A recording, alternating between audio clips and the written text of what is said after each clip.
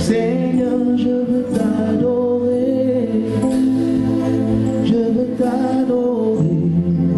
Seigneur, je veux t'adorer. Je veux écouter la salle chanter avec moi ce cantique pour que tu puisses être préparé pour recevoir la parole, parce que c'est toi qui es la terre et la parole c'est la semence. Chantez ensemble avec moi. Je veux t'adorer, Seigneur, je veux t'adorer. Je veux t'adorer, Seigneur, je veux t'adorer. Je veux t'adorer, Seigneur, je veux t'adorer. Je veux t'adorer, Seigneur, je veux t'adorer. I will worship you, my Lord, I will worship you. I will worship you. I will worship you. Oh, my Lord, I will worship you. Je veux t'adorer, Seigneur, je veux t'adorer. Je veux t'adorer, Seigneur, je veux t'adorer. Moi, je veux t'acclamer, je veux t'acclamer. Alléluia. Seigneur, je veux t'acclamer, je veux t'acclamer, Oh, Seigneur, je veux t'adorer. De tout mon cœur, je veux t'adorer. De toute ma pensée, de toute ma force. Parce que tu as acquis mon salut à la croix. Mon père, ma mère ne pouvaient rien faire pour moi. Mais tu as quitté les dépenses du ciel. Tu es entré sur terre, tu es entré dans le temps. Les dieux immortels est entré dans la mortalité. Les prémons de la mortalité m'amènent à l'immortalité. Les dieux éternels est entré dans le temps. Les prémons dans le temps me ramènent dans son éternité. Pour que je puisse l'adorer. C'est pourquoi moi je veux t'adorer.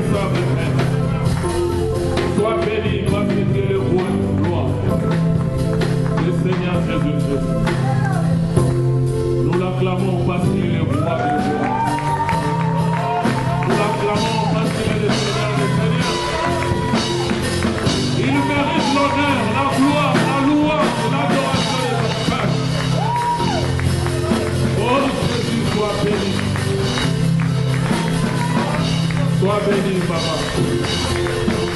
Sois glorifié. Oh, on acclame le roi du ciel. On acclame le roi des rois.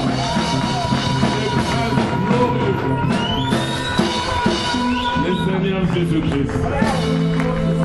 Amen. Soyons bénis. Nous sommes en train de poursuivre notre enseignement qui a pour thème poser le fondement. Notre texte de base, c'est dans Hébreux au chapitre 6, le verset 1 à 2. La Bible dit, c'est pourquoi laissons les éléments de la parole de Christ, tendons à ce qui est parfait, sans poser de nouveau le fondement du renoncement aux œuvres mortes, de la foi en Dieu, de la doctrine des baptêmes, de l'imposition des mains, de la résurrection des morts et du jugement éternel. Et verset 3 nous dit, c'est ce que nous ferons si Dieu le permet. Amen. Et aujourd'hui, Dieu nous permet de parler de ces choses. Amen.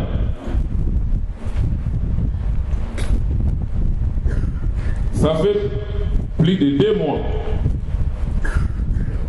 que nous sommes en train de parler sur les fondements.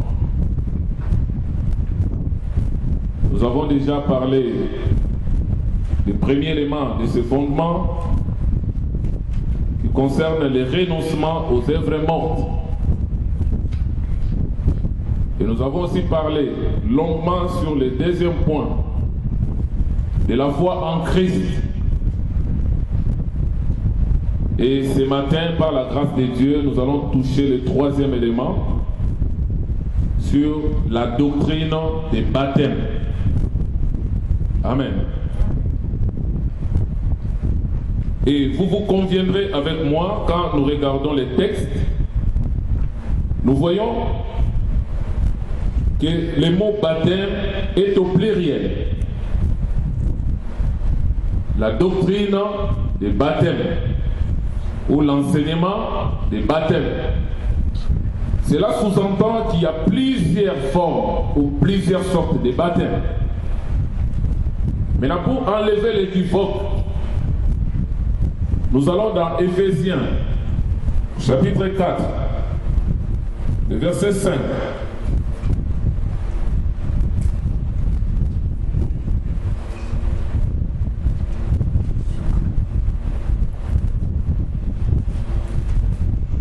Éphésiens chapitre 4, le verset 5.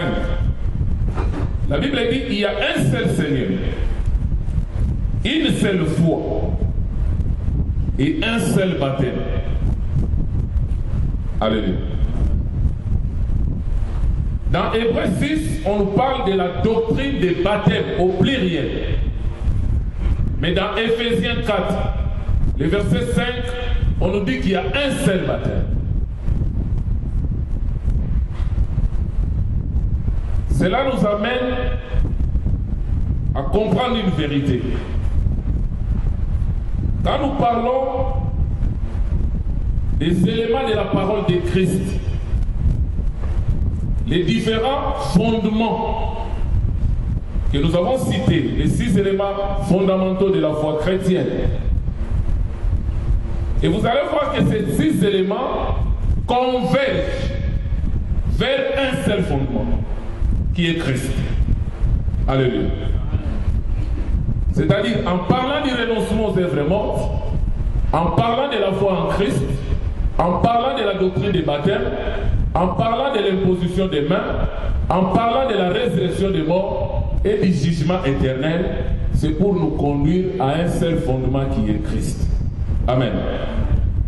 Et quand nous tournons du côté de la doctrine des baptêmes, nous pouvons dire que nous avons 3 formes de baptême. Mais maintenant, ces baptêmes doivent nous conduire vers un seul baptême. Alléluia. Donc, pour anticiper tout ce que nous avons vu comme préfiguration dans l'ancienne alliance, parlant du baptême, que ce soit dans la nouvelle alliance, mais le but final, c'est pour nous conduire à un seul baptême qui est l'unique et véritable, c'est le baptême dans le Saint-Esprit. Alléluia. Alléluia. Amen. Donc, nous avons 3 formes de baptême. C'est comme un encheminement vers un but. Le premier baptême, c'est le baptême des Jean. Le baptême des Jean. Le deuxième baptême, c'est le baptême chrétien. Autrement appelé le baptême d'eau. Et le troisième baptême, c'est le baptême dans le Saint-Esprit. Souvent on a l'habitude de dire le baptême du Saint-Esprit. Or ce n'est pas le Saint-Esprit qui baptise, mais c'est Jésus qui baptise dans le Saint-Esprit. Amen. Donc, le mot baptême vient du verbe baptiser. Et c'est un mot grec qui veut dire baptizo. Ça s'écrit B-A-P-T-I-Z-O.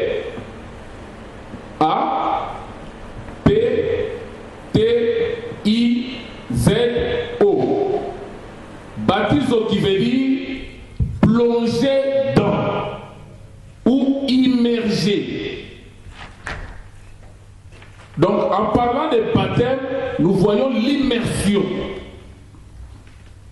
C'est plonger quelque chose dans ou plonger une personne dans quelque chose.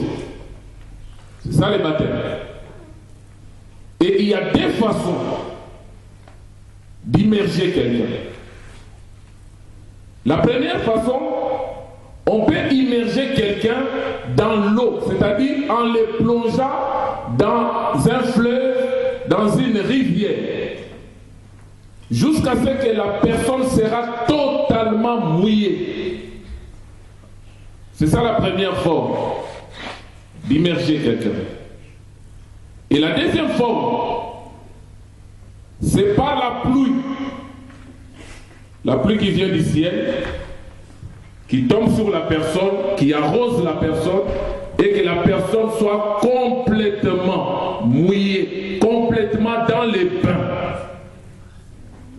Déjà, par ces définitions, nous voyons déjà que le baptême qui est donné dans l'église catholique romaine avec des gouttes d'eau sur la tête ne cadre pas avec notre définition.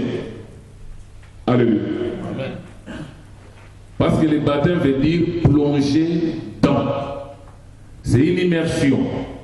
Amen. Maintenant, le baptême, en quelque sorte, c'est une transition. Quand nous parlons du mot baptême,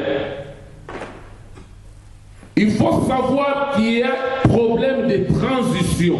C'est-à-dire, la personne va passer d'une étape à une autre, ou d'un état à un autre. Je prends l'exemple d'Israël. Quand nous prenons Exode 12, ils ont célébré la Pâque.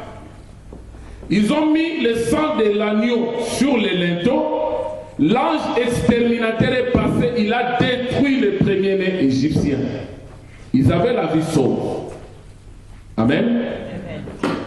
Mais cela ne les a pas séparés avec les Égyptiens. Est-ce que quelqu'un me suit? Amen, amen. Ils étaient toujours avec les Égyptiens. Amen. Mais au moment où Israël a traversé la mer Rouge, Amen. parce que la traversée de la mer Rouge, c'est l'image, c'est une préfiguration du baptême d'eau. Amen. Qui nous sépare avec nos ennemis, qui nous sépare de notre ancienne vie. Parce que celui qui est baptisé ne peut plus retourner en arrière. Après la traversée de la mer Rouge, même si tu n'es plus d'accord avec Moïse, même si tu n'es plus d'accord avec Dieu, tu ne pourras plus revenir et nager pour retourner en Égypte. Est-ce que quelqu'un me saisit? Là, je parle du vrai baptême. C'est un passage d'une étape à une autre. C'est une transition. Amen. Amen. Et le baptême est toujours, souvent précédé par des prépositions. Quand je parle de prépositions, les lycéens, les collégiens savent. Alléluia. Amen. Je vois les lycéens, ils ont l'air inquiets. Alléluia. Amen. Nous avons dit, la définition du baptême veut dire plonger dans. Quand je prends le mot dans, c'est une préposition. Là, vous vous retrouvez maintenant. Et nous avons aussi le mot en. C'est-à-dire, quand nous disons dans, c'est le moyen utilisé. C'est comme pour dire, je plonge la personne dans quoi? Je plonge la personne en qui? Est-ce que quelqu'un me saisit? Amen. C'est-à-dire le baptême que je reçois, ça m'amène vers qui? Je suis plongé dans quoi? C'est ça la définition. Même quand nous utilisons les prépositions en, cela revient à dire en quoi suis-je baptisé? En qui suis-je baptisé? Quand vous allez lire dans Romains, au chapitre 5, je crois, la Bible dit, nous étions baptisés en Christ, en sa mort, à son ensevelissement et à sa résurrection. Amen. Alléluia. Amen. Il y a aussi les prépositions avec. C'est comme nous disons, nous étions avec lui. Parce que si vous ne maîtrisez pas les prépositions là, vous aurez du mal à comprendre le but du baptême, en quoi le baptême nous amène et quel est le résultat du baptême. Amen. Amen. Et le dernier élément, c'est vers. Parce que le baptême doit avoir un but. Le baptême doit nous amener quelque part. Voilà pourquoi à l'introduction du message, j'ai dit ceci. Nous recevons le baptême, mais il faut que ce baptême-là nous amène quelque part. Vers un but. Il n'y a qu'un seul baptême. Mais nous avons parlé de 3 types de baptême. Donc nous devons comprendre que c'est un acheminement. C'est-à-dire du premier point jusqu'au 3e point. Au point final. Donc le baptême nous amène vers un résultat final. Amen. Amen. On peut se dire vers quoi? Vers qui? Amen. Amen. Ça nous conduit en quoi et vers qui? Alléluia. Donc, sans plus tarder, nous touchons les premiers. La première forme de baptême, alors dans Marc, au chapitre 1er. Là, nous prenons la première forme de baptême, le baptême des Jean.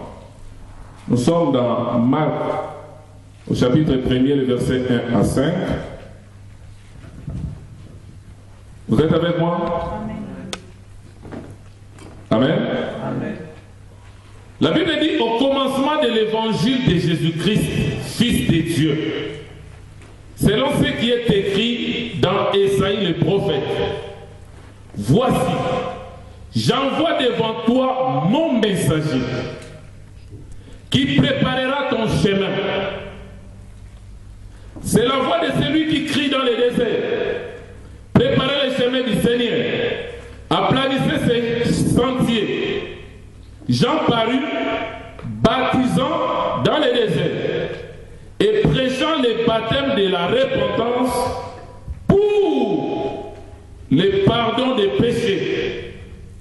Le pour détermine le but du baptême des gens.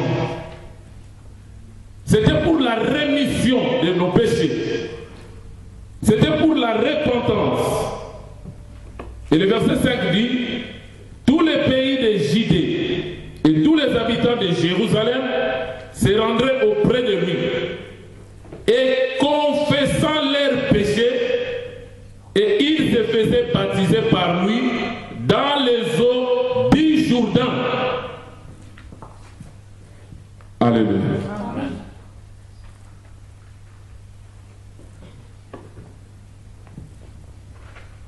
Ésaïe 40, c'est ce qui est énuméré ici.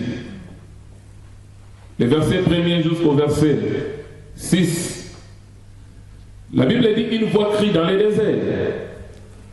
On va prendre ça rapidement. Ésaïe 40, les versets 1 à 6. Une voix crie. Or, cette voix qui crie, c'est Christ. Il donne l'ordre. Il dit préparez au désert. Ici, le désert, ce n'est pas le désert de Sahara. Le désert ici, c'est le cœur de l'homme. Un cœur assoiffé, un cœur qui a besoin de l'eau, qui a besoin de la parole, qui a besoin de Christ. Avant que l'homme reçoive Christ, il a d'abord un cœur comme un désert.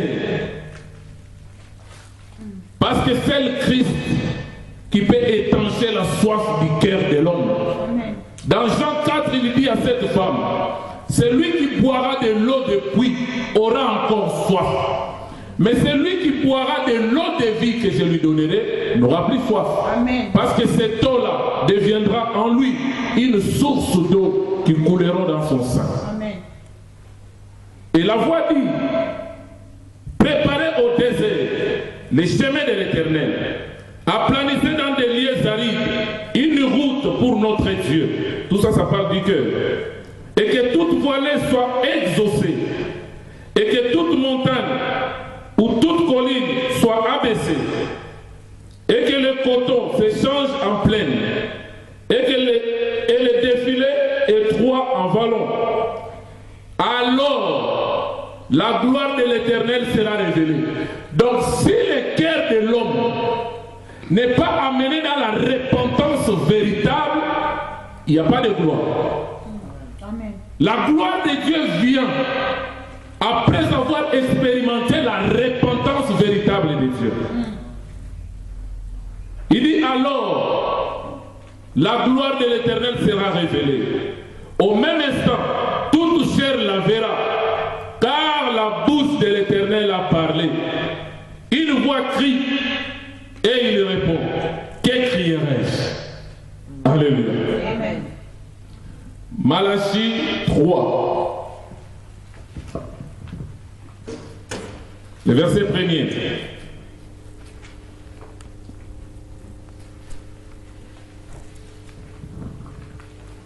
Comprenez ce que je suis en train de dire. Amen. Le baptême a un but. Voici, j'envoie mon messager. Là, c'est Jésus qui parle.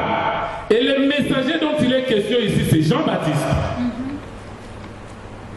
Alléluia. C'est lui le précurseur.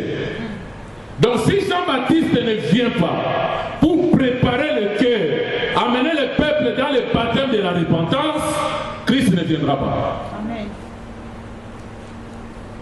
La Bible dit, j'enverrai mon messager, il préparera le chemin devant moi.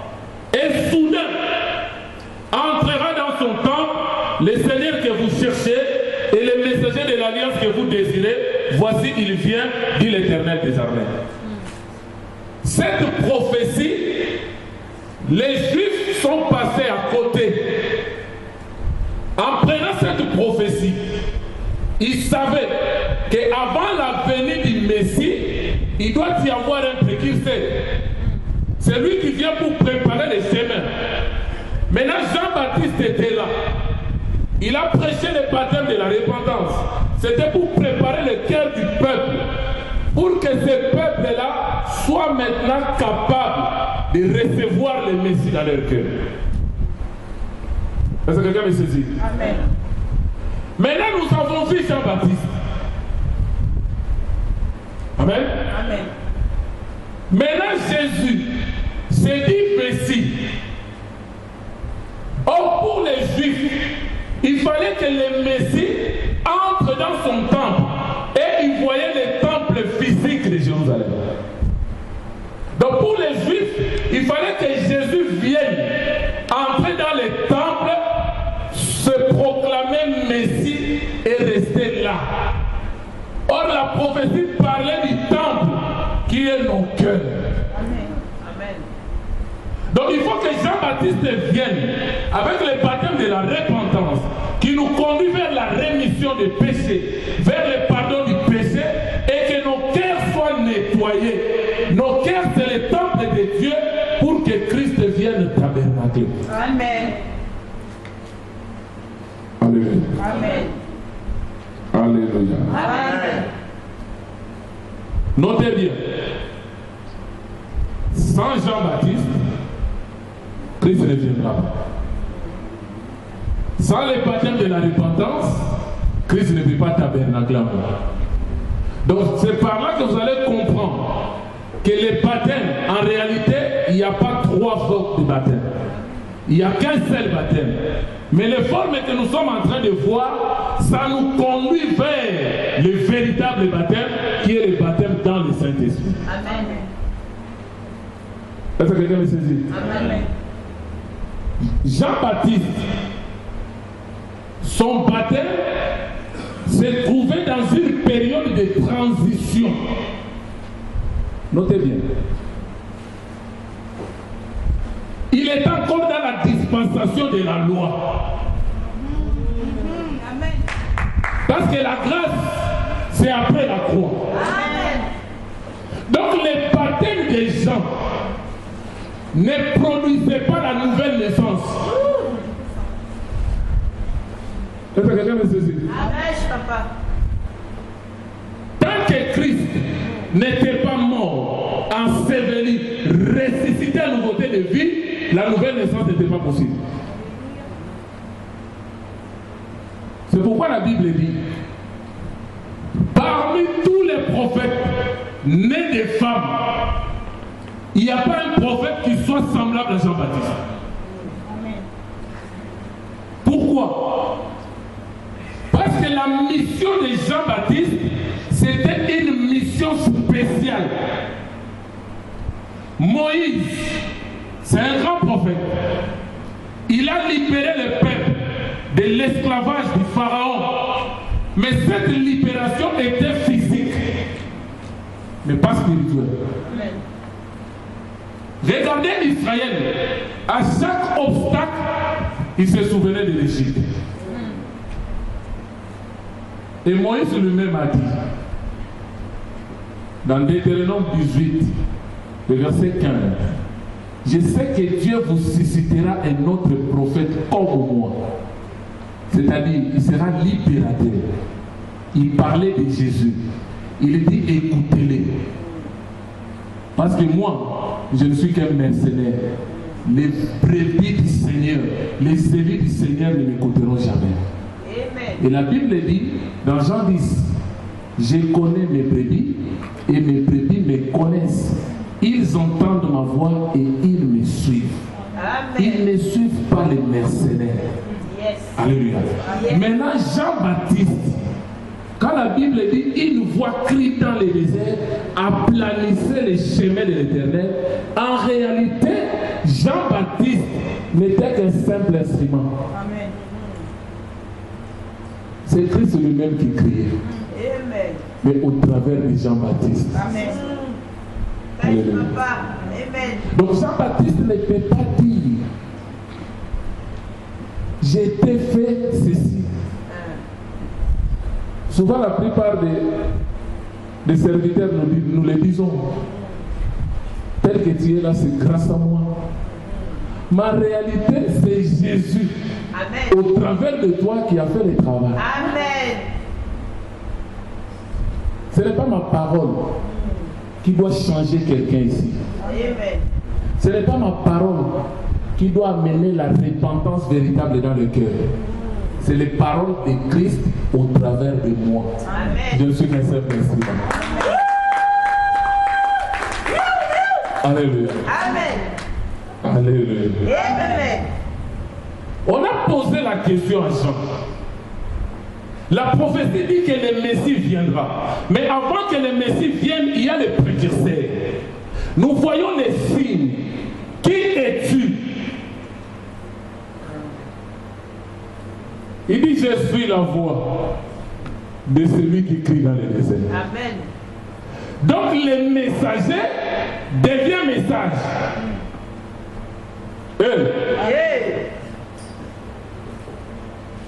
Si Dieu te confie un message pour apporter à son peuple, la première des choses, toi tu dois t'identifier à ce message. Et quand tu viens, tu deviens message. C'est comme dans nos familles. Tu peux avoir un oncle ou une tante. Quand il vient chez toi, c'est pour apporter une mauvaise nouvelle ou une situation de deuil. Tellement il le fait fréquemment, il suffit seulement de le voir. Tu touches déjà la tête, tu dis qui est mort encore. Donc le messager devient message. Et vous allez comprendre que dans Luc 22, le verset 31 à 34, Jésus a dit à Simon, Satan vous a réclamé tous, mes disciples, pour vous cribler comme le froment. Mais moi, Jésus, j'ai prié, j'ai intercédé uniquement pour toi, Pierre, pour que ta foi ne défaille point. Christ ne parlait pas par rapport au présent. Parce que la foi véritable, la foi qui devrait être révélée, la foi que Christ transmet aux saints, une fois pour toutes, selon Jude 1, le verset 3, vient après la nouvelle naissance. Amen. Or, avant que Christ ne meure, la nouvelle naissance n'était pas possible. Christ parlait pour le futur. J'ai intercédé pour toi, pour que ta foi ne défaille point. Les jours où tu seras converti, les jours où tu reviendras à moi, tu affermiras tes frères. Amen. Alléluia. Amen. Si tu es dans l'église, tu n'es pas né de nouveau, tu ne peux pas affermir l'autre. Amen. Quelqu'un me saisit? Amen. Amen. Ça sera la destruction. Maintenant, Pierre, zélé qu'il était, il dit, Seigneur, je suis prêt à mourir avec toi. Je suis prêt à aller à la mort avec toi. Christ lui dit, aujourd'hui même, le coq n'aura pas chanté. Tu auras régné 3 fois. Alléluia. Amen. Alléluia. Amen. Maintenant, quand Pierre a régné le Seigneur, quand le coq a chanté, pour les autres, c'est un animal, c'est un coq qui fait des bruits. Mais pour Pierre, ce coq-là, c'est un message. Et c'est un message. Parce que le coq, naturellement, naturellement, il annonce la venue du jour. Quand le coq chante, même si tu n'as pas la montre, tu sais que bientôt il verra jour. Donc le coq là symbolise Jean-Baptiste, le précurseur qui annonce la venue de Christ. Donc si le coq ne chante pas, c'est qu'il n'y a pas encore jour. Nous sommes encore en pleine nuit. Mais quand le coq a chanté, c'est ça le message que Dieu envoie à ses élus pendant que nous sommes encore dans ce monde de péché pour saisir le message et revenir à lui. Amen. Pierre a compris le message. La Bible dit il a pleuré amèrement. Alléluia. Amen. Nous disons que la repentance véritable au salut n'est pas émotionnelle ni sentimentale. Ce n'est pas des remords comme avait mis Judas. C'est quelque chose de spécial qui vient de la part du Seigneur. Et il l'accorde uniquement à ses élus. Parce que pour retourner auprès du Père, dans notre origine, là où nous étions, la possibilité, il faut passer d'abord par la repentance véritable au salut. Amen. Alléluia. Amen. Parce que sans la repentance, tu ne pourras pas. Maintenant, Jean-Baptiste, il était pendant une période de transition. Dans Galates 4, le verset 4 nous dit, Jésus-Christ est né sous la loi. Il a grandi sous la loi. Et il est mort quant à la loi. Enfin, maintenant, de nous introduire dans la grâce. Maintenant, le baptême des gens s'est donné pendant la loi. Donc, le baptême de la repentance des gens n'avait pas produit la nouvelle naissance. C'est important. Amen. Dans Jean 3, Nicodème a posé la question. Que dois-je faire pour entrer dans le royaume de Dieu? Christ a dit, personne ne peut entrer dans mon royaume s'il n'est né de nouveau. Maintenant, il voulait savoir plus. C'est quoi naître de nouveau? Si quelqu'un n'est pas né d'eau et d'esprit, il ne peut pas voir mon royaume. Voir le royaume, c'est-à-dire quoi? Comprendre le mystère du royaume. Amen. Celui qui n'est pas né de nouveau, il ne peut pas saisir les choses de l'esprit. Et la Bible dit parce que c'est spirituellement qu'on en juge. Et si tu n'es pas spirituel, tu ne pourras pas juger. Alléluia. Amen. Naître d'eau, ce n'est pas plonger quelqu'un dans l'eau du Jourdain. Naître d'eau, c'est naître de la parole. Parce que l'eau, c'est l'image de la parole. Si quelqu'un n'est pas né de la parole, si quelqu'un n'est pas né d'esprit, il ne peut pas comprendre le mystère du royaume. Alléluia. Amen. Et la Bible dit Jean-Baptiste exigeait trois choses. Alléluia. Il fallait que la personne, après avoir écouté le message, parce que le message des gens, l'apôtre Paul a défini le baptême des gens dans Actes 19. On va lire ça. Alors dans Acte 19.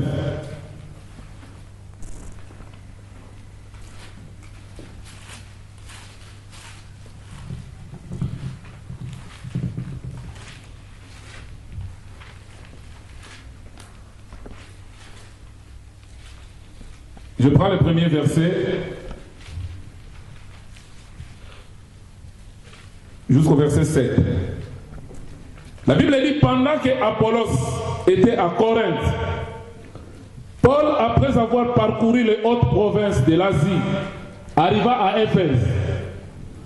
Ayant rencontré quelques disciples, il leur dit, avez-vous reçu le Saint-Esprit quand vous avez cru? Ils lui répondirent, nous n'avons même pas entendu dire qu'il y a un Saint-Esprit. Et il dit, de quel baptême avez-vous donc été baptisés? Ils répondirent, le baptême de Jean. Verset 4, Paul définit maintenant le baptême. Alors Paul dit, Jean a baptisé du baptême de la repentance, disant au peuple de faire quoi? De croire à celui qui venait après lui, c'est-à-dire en Jésus. Tu ne peux pas accéder au baptême si tu n'as pas la foi. Voilà pourquoi l'apôtre a bien énuméré les choses. D'abord la repentance, les renoncements aux œuvres mortes. Ensuite la foi en Dieu et la doctrine des baptêmes. Est-ce que quelqu'un me saisit? Le baptême des gens, ce n'est pas le fait qu'ils plongeaient les gens dans l'eau. Non. Le baptême des gens, ils prêchaient Christ. La voix qui crie dans le désert, la voix qui doit préparer le cœur du peuple pour recevoir le Messie.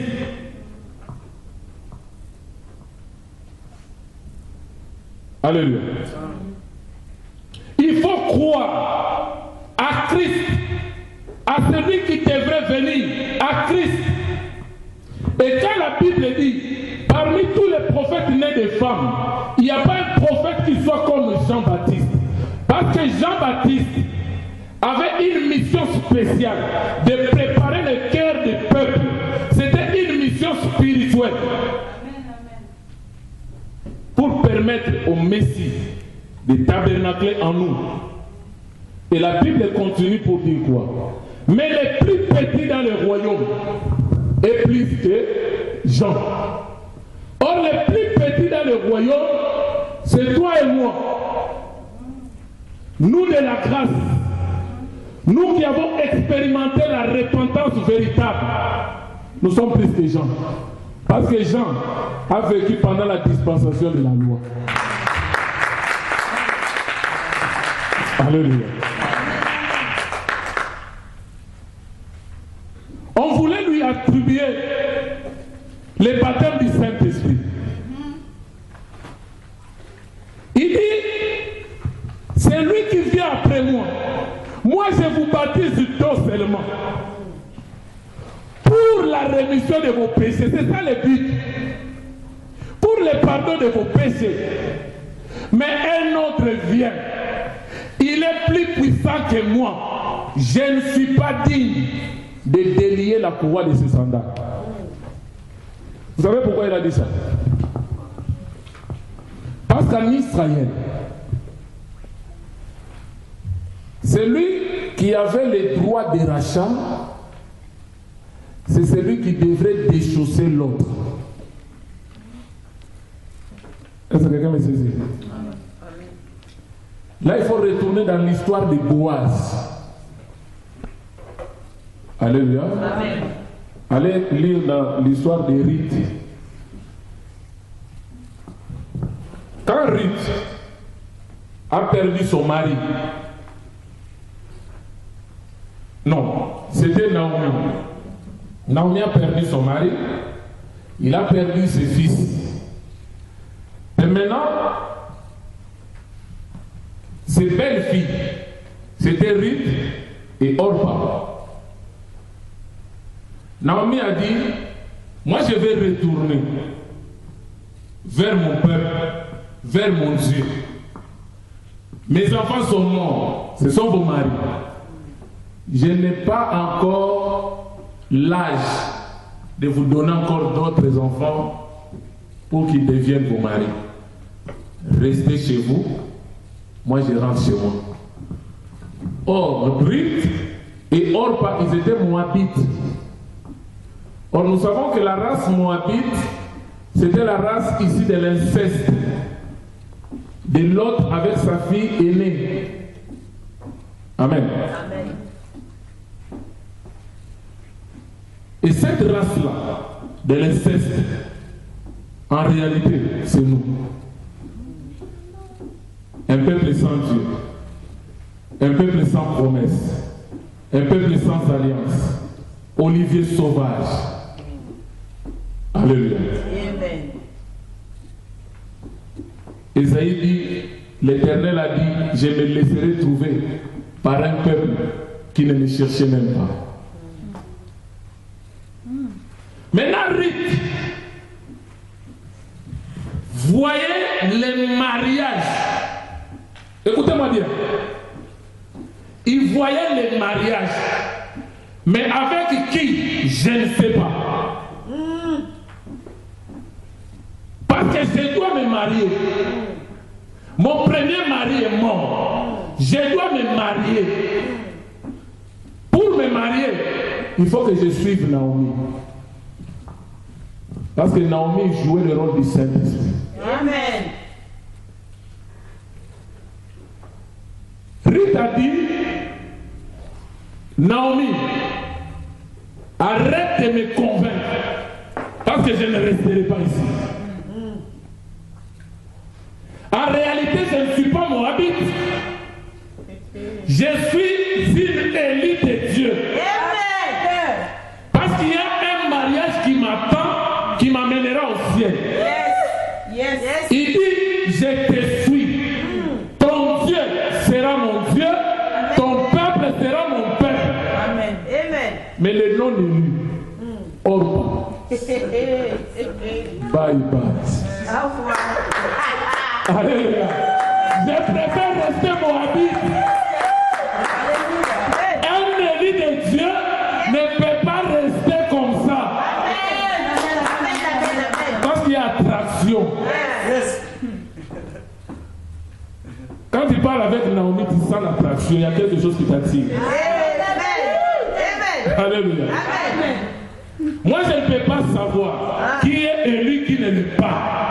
Mais ce que je sais, en tant qu'élu du Seigneur, moi, je sais que je suis enfant de Dieu parce que le Saint-Esprit atteste dans mon esprit que je suis enfant de Dieu. Amen. Je le crois et je reste. Amen. Ton Dieu sera mon Dieu. Ton peuple sera mon peuple. J'irai partout avec toi. Même si tu deviens vieille et que tu ne peux pas enfanter, pour que je prenne cet enfant en mariage, mais ce que je sais, je me marierai. La foi. Je crois. Amen. Et quand ils sont arrivés, la Bible dit, il y avait les premiers proches parents. C'est lui qui avait le droit de rachat d'abord sur les pieds d'Elimelech, le mari de Naomi qui était décédé. Cet homme-là, la Bible n'a pas donné son nom. On l'appelle un tel homme. Alléluia.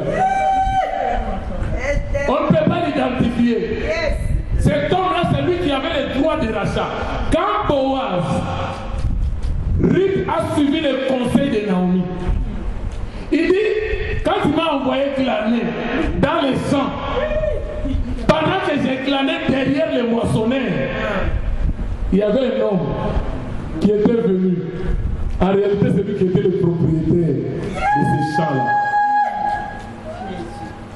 La portion, les miettes que Naomi ramassait derrière les glaneurs, c'est ça notre portion à nous.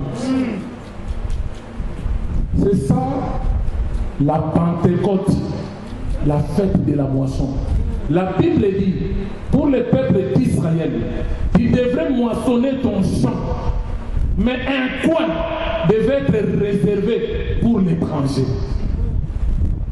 Or, le coin qu'on réservait pour l'étranger, c'était la portion du baptême du Saint-Esprit pour le peuple des nations. Maintenant qu'il était derrière, elle clanait derrière le moissonneur. Tu veux que Dieu te bénisse? Je pose la question. Amen. Tu veux que Dieu te bénisse? Amen. Glane dans les champs de Dieu. Amen. Travaille dans les champs de Dieu. Amen. Dieu prendra soin de toi. Amen.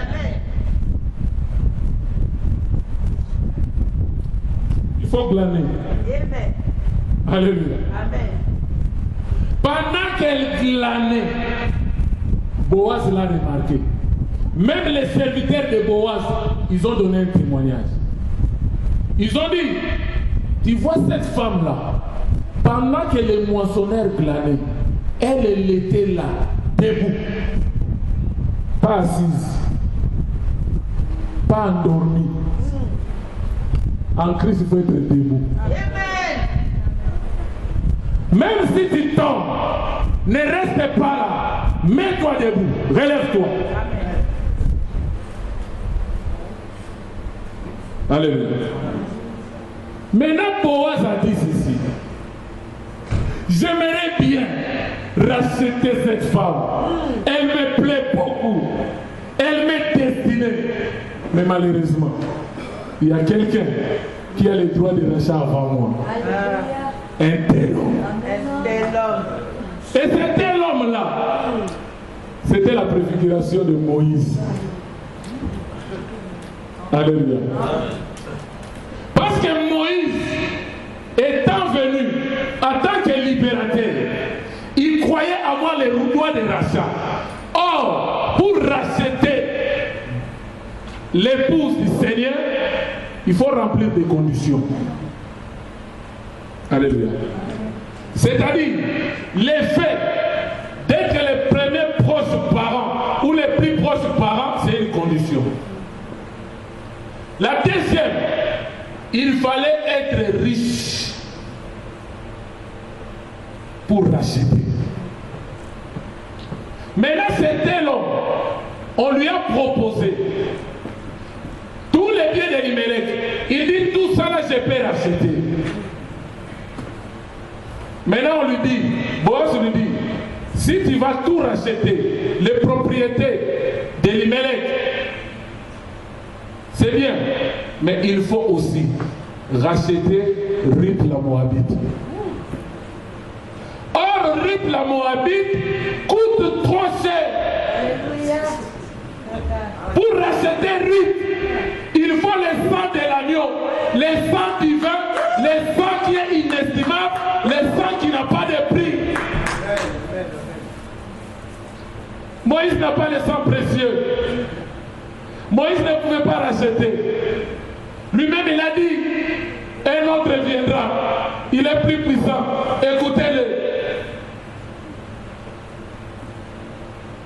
Maintenant, comme tu n'as pas le droit de racheter, maintenant, je dois t'amener devant les sacrificateurs.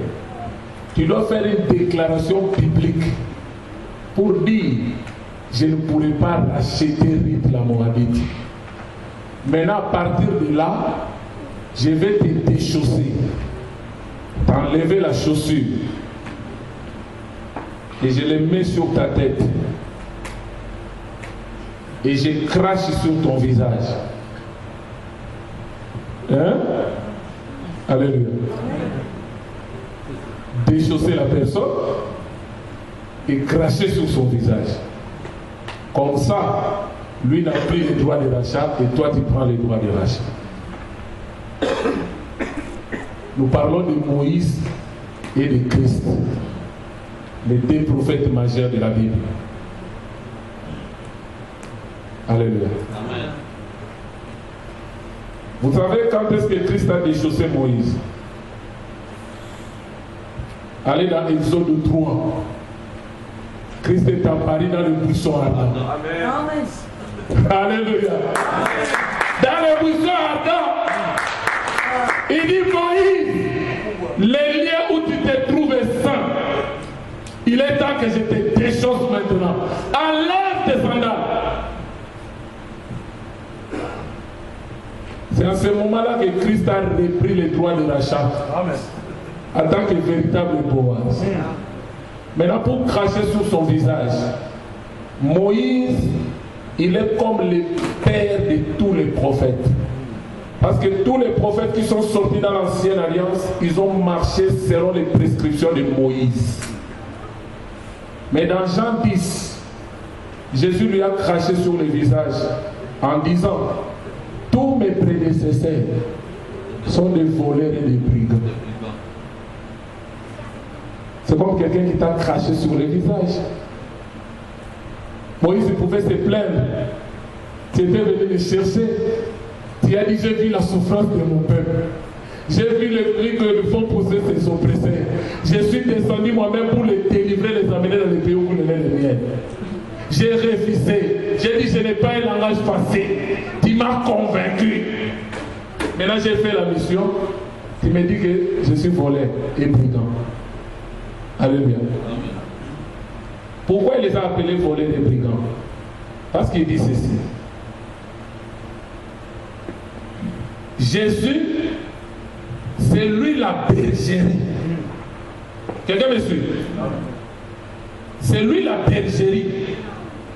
Et c'est lui-même la porte de la bergerie.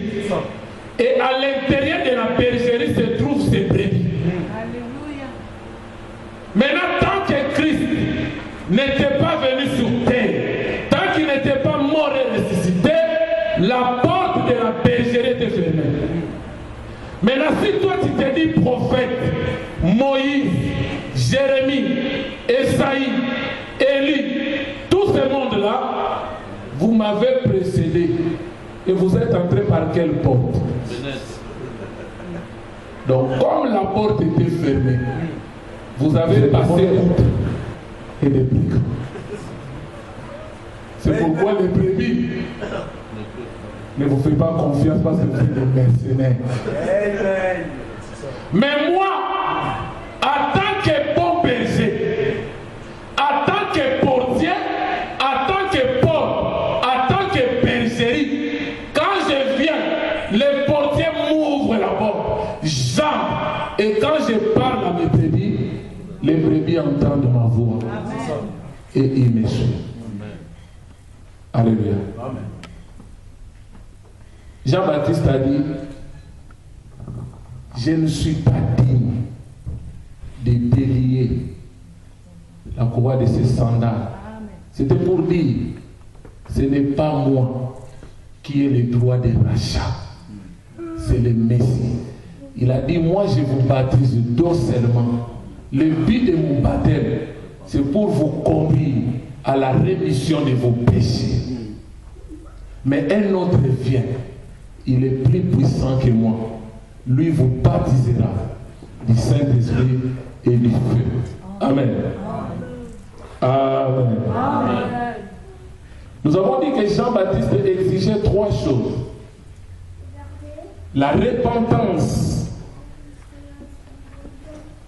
Deuxième chose, la confession biblique de ses péchés. Quand ces gens venaient, ils n'avaient pas honte de confesser bibliquement leurs péchés.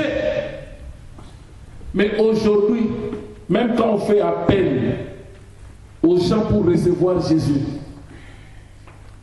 des fois ils viennent là, mais ils n'ont pas de courage de confesser leur état de péché. En tant que pécheurs, ils ont honte. Mais la Bible dit, Jean-Baptiste exigeait la repentance, la confession biblique de vos péchés. C'est-à-dire, tu viens là, tu te dis, je suis pécheur, vendu au péché, je suis criminel, je suis soulard, impudique. Toutes ces qualifications-là, tous ces péchés, c'est-à-dire que tu reconnais ton état de péché et tu les confesses bibliquement. Et la troisième exigence de Jean-Baptiste, c'était une preuve d'une vie transformée. Alléluia. Maintenant, Jean-Baptiste étant spirituel, quand tu viens auprès de lui, tu confesses tes péchés, tu reconnais ton état de péché, il sent que tu es sincère. Alléluia. C'est alors qu'il prenait la personne et il le plongeait dans l'eau. Maintenant, l'acte de plonger quelqu'un dans l'eau, c'était le saut de la repentance. C'est comme pour dire, j'approuve véritablement que cet homme s'est repenti. Parce que 1 Jean 1,9 nous dit quoi? Quelqu'un va nous lire? 1 Jean 1,9. Si vous confessez vos péchés de vos bouches, l'Éternel est comment? Il est juste et fidèle pour vous pardonner et vous purifier de toute iniquité. 1 Jean 1, le verset 9. Si nous confessons nos péchés, il est fidèle et juste pour nous les pardonner et pour nous purifier de toute iniquité. Romains 9. Romains 10, le verset 9 à 10. L'apôtre Paul dit, si tu confesses de ta bouche le Seigneur Jésus, et si tu crois dans ton cœur que Dieu l'a ressuscité des morts, tu seras quoi? Sauvé. Verset 10. Car c'est en croyant du cœur qu'on parvient où? À la justice. Souvenez-vous que la foi, c'est dans le cœur. C'est au travers de la foi en Christ que Dieu nous justifie. Amen. Et c'est en confessant de la bouche qu'on parvient à quoi? Au salut, selon qu'il est écrit.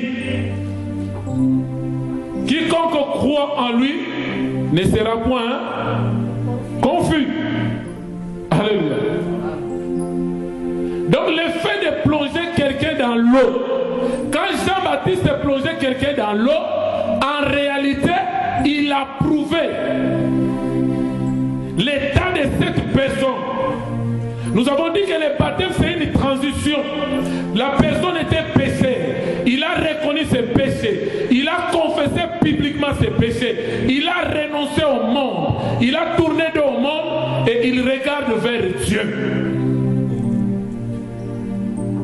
Et quand il voit tous ces éléments, la preuve d'une vie transformée, d'une vie changée, c'est alors qu'il plonge la personne dans l'eau. Alléluia.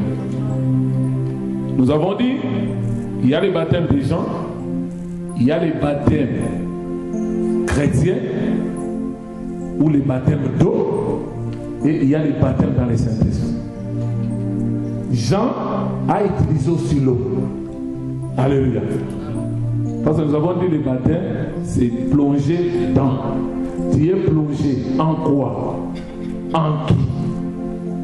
Vers quoi? Quel est le résultat final? Le résultat, il faut qu'il y ait une vie transformée.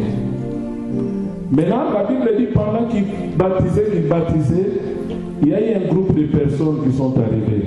Allez dans Matthieu chapitre 3. Matthieu 3, le verset 7 à 12.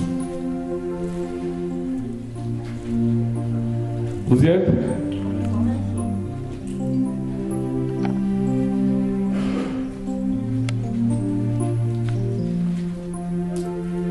Je commence au verset 5. Les habitants de Jérusalem, de toute la Judée, tous les pays des environs du Jourdain, se rendaient auprès de lui et confessant leurs péchés. Et ils se faisaient baptiser par lui dans les eaux du Jourdain. Mais voyant venir à son baptême beaucoup de pharisiens et de sadducéens, il leur dit: race de vipères, qui vous a appris à fuir la colère à venir? Produisez donc du fruit de la repentance. Et ne prétendez pas dire en vous-même: nous avons Abraham pour père. Car je vous déclare que de ces pierres-ci, Dieu peut susciter des enfants à Abraham. Déjà la cognée est mise à la racine des arbres. Tout arbre qui ne produit pas de bons fruits sera coupé et jeté au feu. Moi je vous baptise d'eau. Le but c'est quoi? Pour vous amener à la repentance. Mais celui qui vient après moi est plus puissant que moi. Je ne suis pas digne de porter ses souliers. Lui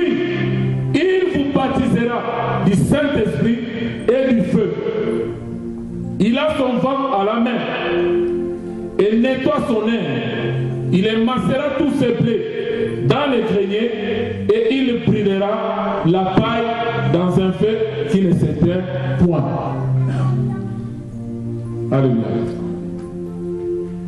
Pendant que les pharisiens et les sadducéens s'approchaient, Jean a vu que les 3 conditions exigées ne sont pas remplies. Je ne peux pas te plonger dans l'eau. Parce que l'eau que j'utilise, l'eau du Jourdain que j'utilise, c'est un sceau de la repentance. C'est quelque chose qui prouve que la personne qui est plongée dans l'eau, il a une vie changée, transformée. C'est quelqu'un qui est repenti. Mais vous ne voulez pas abandonner le monde. Mais vous ne voulez pas tourner dos au monde. Mais vous ne voulez pas venir vers Dieu. Mais vous prétendez être les enfants d'Abraham. Alléluia.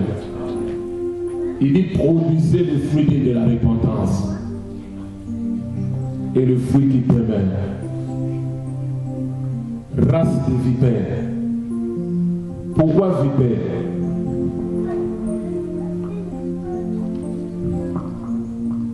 La vipère a une belle peau, mais à l'intérieur, elle a des venins mortels. Vous embellissez l'extérieur, vous donnez l'apparence de la piété, mais régnant ceux qui ont fait la force. Et Christ disait, vous me rejetez, moi qui suis la parole.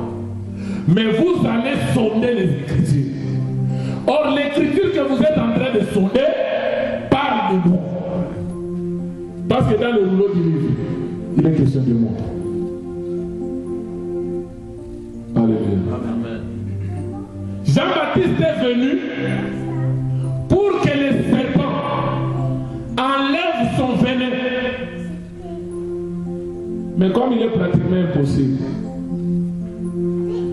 les pharisiens, les sadducéens, ce sont les descendants du serpent ancien. Il dit, ne prétendez pas dire que vous êtes de la descendance d'Abraham. Parce que celui qui est descendant d'Abraham, il m'aimera. Mais si vous ne m'aimez pas, il est dit dans Jean 8, vous voulez accomplir les désirs de votre père. Il a été meurtrier dès le commencement et il ne se tient pas dans la vérité. Quand il profère des mensonges, il parle de son propre fond parce qu'il est le père des mensonges. Alléluia. Alléluia. Amen. Il fallait remplir ces conditions. Et je crois le dimanche prochain, nous allons parler maintenant sur les baptêmes chrétiens. Parce que les baptêmes des gens, c'était pendant la période transitoire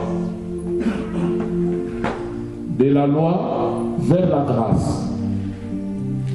Mais maintenant, les baptêmes chrétiens, nous allons comprendre que nous ne recevons pas les baptêmes chrétiens parce que nous sommes pécheurs.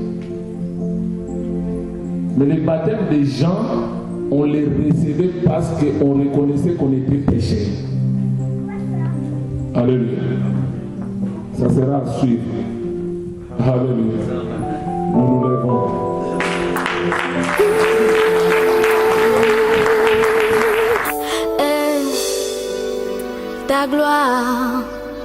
Ta gloire, Seigneur. Nous célébrons ta majesté, nous te rendons. Nous célébrons ta majesté, nous te rendons la gloire. Gloire et honneur,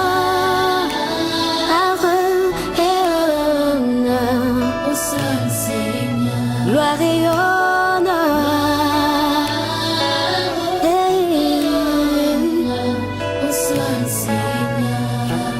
Nous célébrons ta majesté, nous te rendons la gloire. Oui, nous élevons l'étendard de ton nom, nous te rendons la gloire. Oui, gloire et honneur, la gloire et honneur, la gloire.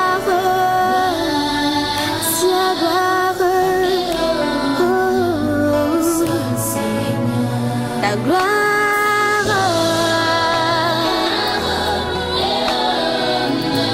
au seul Seigneur.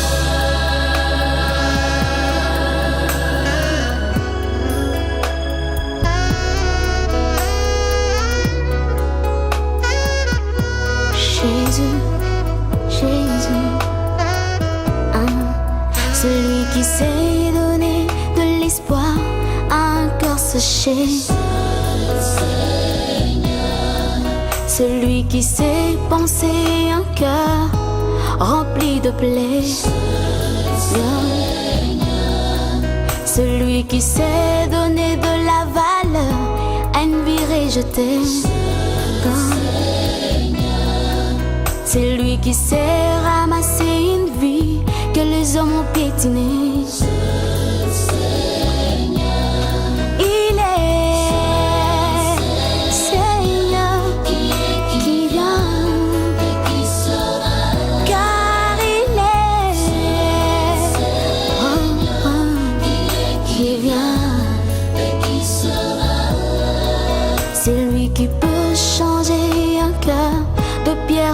De chair,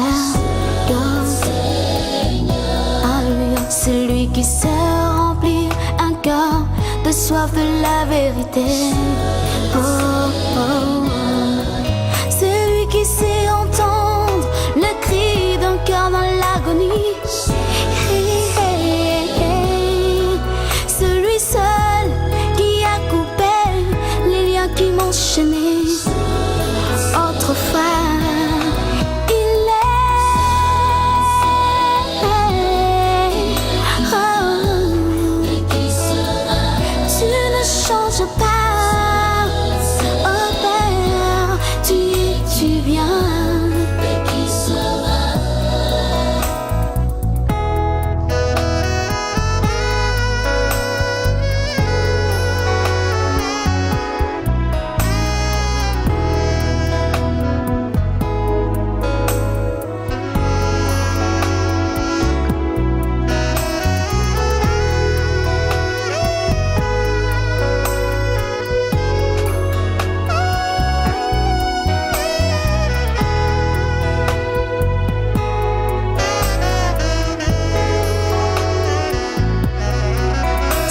Qui changea la vie des Simon en celle de Pierre. C'est lui qui changea la vie de Saul en celle de Paul. Change-moi. C'est lui qui peut changer l'incrédule à un homme de foi.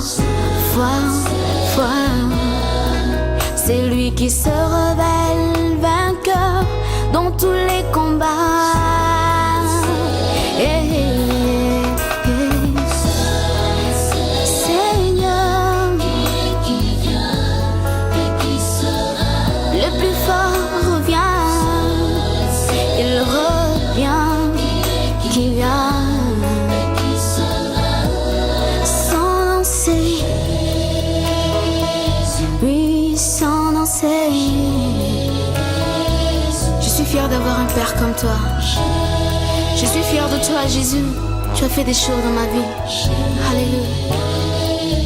L'amour de ma vie, Seigneur, je t'aime, papa.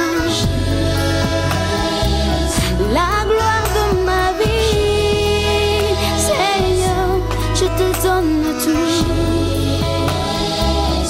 Ton nom me suffit. Ma délivrance, Seigneur. Oh, oh. Près de toi, je veux rester. Entends, c'est ma prière. c'est ma prière.